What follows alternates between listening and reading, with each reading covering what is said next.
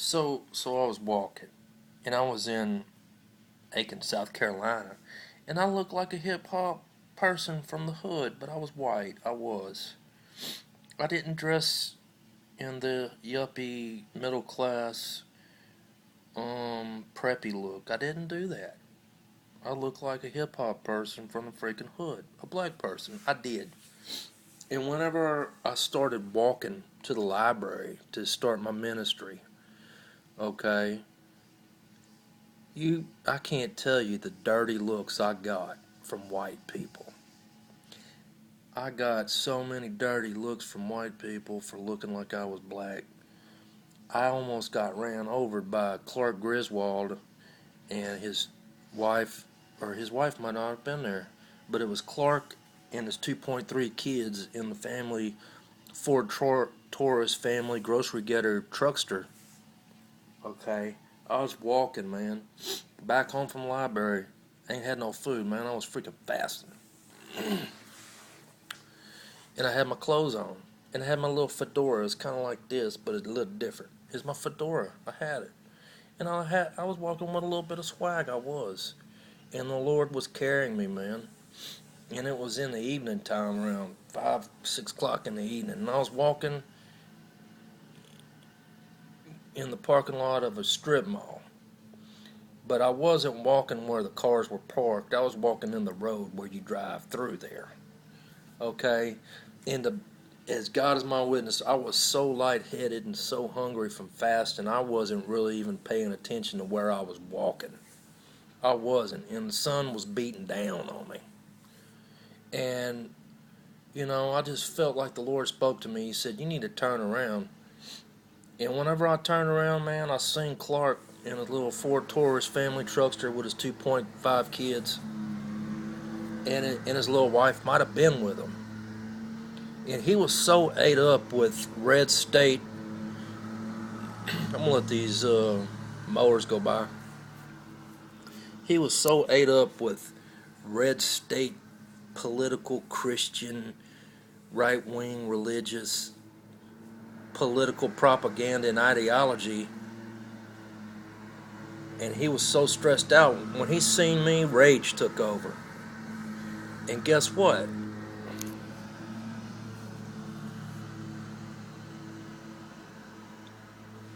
Guess what Clark did?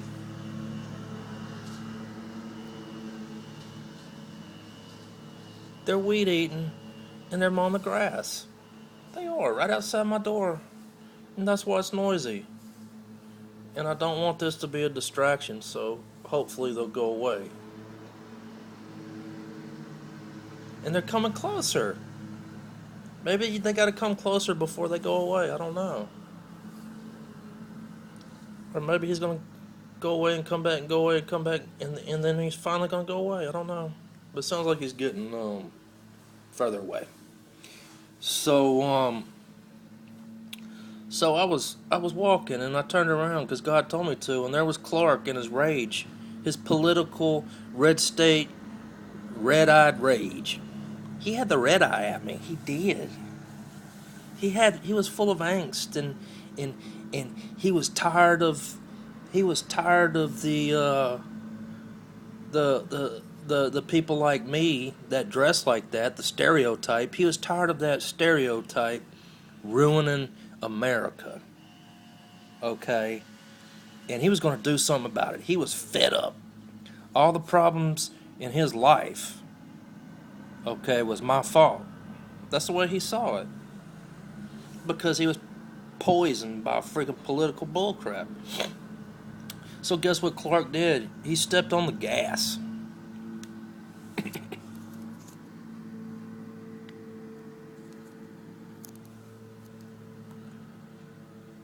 He stepped on the gas of the family truckster, man. He was about 30 feet from me. Okay? And he had both hands on the freaking wheel. And he had it look like this. And he stomped on the freaking gas, and he was coming to run over me, dude. I was in his way. I was some freaking punk, hip-hop street thug. Okay? That was his stereotype in his mind that he got brainwashed and programmed with from people like Bill O'Reilly and You know, all the race baiters out there that say hip hop um is the source of all the evil and trouble in the world, and I was his problem. And he was going to do something about it, so he stepped on the gas, and he was about to run over me because I was in the middle of the road. And he was tired of it. So he hit the gas, man, and he got probably 10 feet from me, man, and I stepped about a foot or two to my right, and he drove right past me. Never slowed down. If I would have freaking stayed there, he would have ran me over and killed me.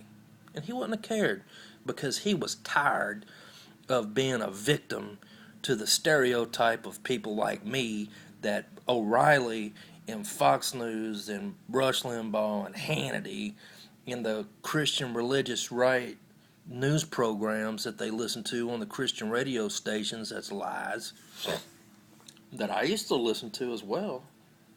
And Glenn Beck, because he was still on Fox News at the time, and he was a freaking fearmonger. So he tried to kill me. He did. And I stepped out of the way, and his car brushed right past me. Now, why would I call him Clark Griswold? Because in the movie Vacation, Clark and his lovely family were driving from the East Coast to the West Coast to go to Wally World. Wally World, for real. Where Marty Moose is.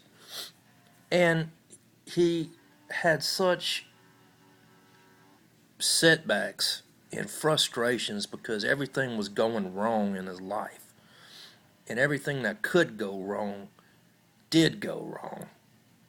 And he was hitting his head against a freaking brick wall with all the problems that he had on his vacation. And he started getting frustrated. He did. You know, he tried to keep a good attitude. He tried to stay positive. He tried to keep an ideal view of the world. You know, it was going to be great. It was going to be like fairy tale, but it wasn't. He got hit with every kind of freaking problem in the freaking world. And that was like the guy that tried to run over me. And the news media steadily pours that crap into their brains and says people like I was dressed, a hip-hop stereotype street person that gets welfare and picks the pockets of the middle class, those people, they're the cause of all of it. It's a scapegoat tactic like the Nazis did to unify the freaking German people to get behind Hitler and his dreams of conquest. Okay. And they scapegoated the Jews. They did. The Jews were the source of all their trouble. Just like Nero when he burned Rome to the freaking ground and he fiddled. Okay, he was fiddling while it burned. He did. That's what history says. Nero fiddled while Rome burned. That's a saying. And he blamed it on the Christians.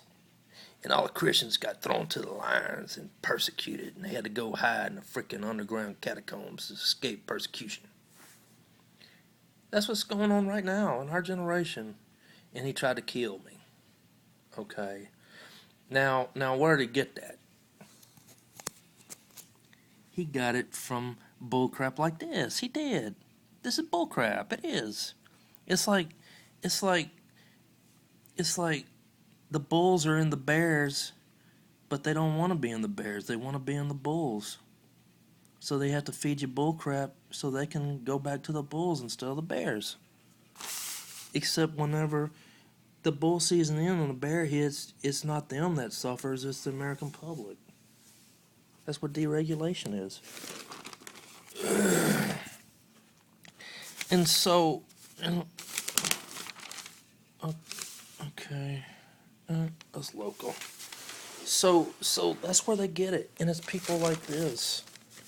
If I can find it, I don't know if I can find it. Okay, that's what I'm looking for. Now this is world news right here. This is news beyond our immediate surroundings. This is crap going on in places that we will never see with our real eyeballs. Okay? The only window we have into their world where that crap is going on is through it's through these people. The Associated Press. They're associated. And what it really truly is. And they write all the stories about the world events. Every story right here, Associated Press. It's the Associated Press. Hey, this is like the Associated Press again, I think. And wait, let me see.